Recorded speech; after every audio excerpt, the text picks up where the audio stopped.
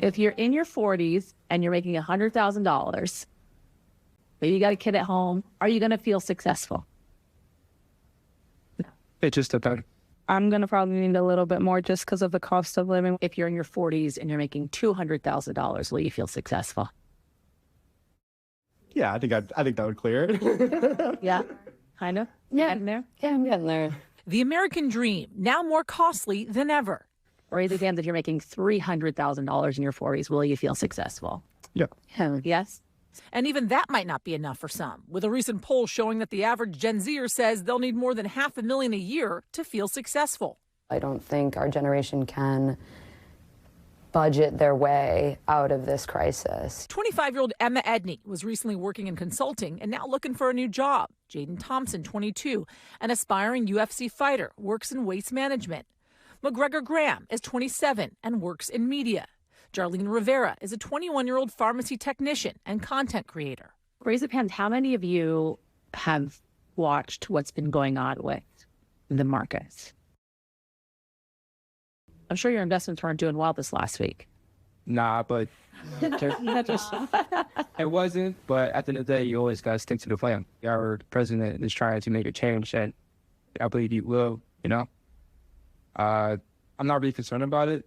He's a businessman. I'm frustrated because I don't understand why we're losing some of our soft power by aggravating our trade partners. I feel like the long-term effect is just going to be the world at large taking our kind of trade stuff much less seriously. With young adults hitting major life milestones like marriage and financial independence later in life, there's anxiety over whether the American dream is achievable for them. Do you feel like hard work pays off now? It's really hard to say. Our generation is starting behind, loaded with student loans, higher interest rates, housing costs exploding. Finding a spot to rent in the city is hard. And with mortgage rates going up again, buying a home seems out of reach.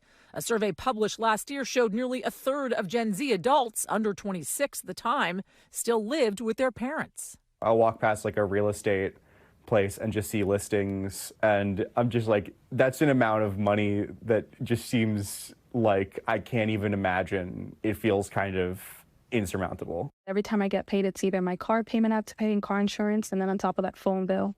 So it's so much at once hitting me, and then my credit card that I have to pay off. Jarlene and Jaden are engaged and planning for their future. We're trying our best to just stay with our parents and not waste so much at a time, but I don't know. It's hard to see a path. It's hard to see a path right now, especially with the amount that I'm getting paid. Jarlene overwhelmed, but her fiance optimistic, tying their future financial success to personal effort. Where's your confidence coming from?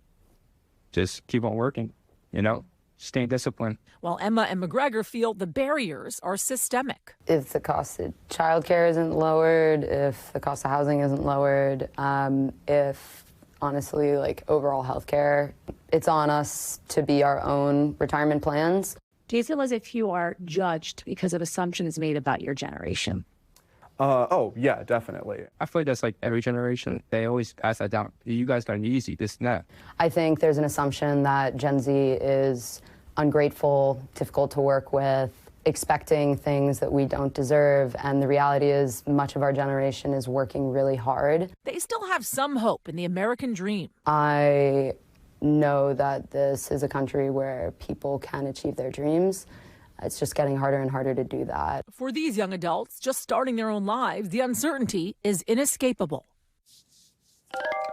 Yasmin Vasugian is joining us now. So, Yas, what are some of these people doing to try to buffer against that uncertainty that they talk about? Staying at home with their parents, getting roommates as well, and then trying to be social media influencers. Jarlene, for instance, who works as a pharmacy, her second job is being a social media influencer, though it's hard to make money that way consistently, bartending as well, trying to just really make ends meet as they figure out enough money for the next steps, Hal. But as they said, it's a difficult pathway forward, or seeing a clear pathway forward is hard at least. Yasmin Vasugian, thank you very much for that reporting. Thanks, Hal.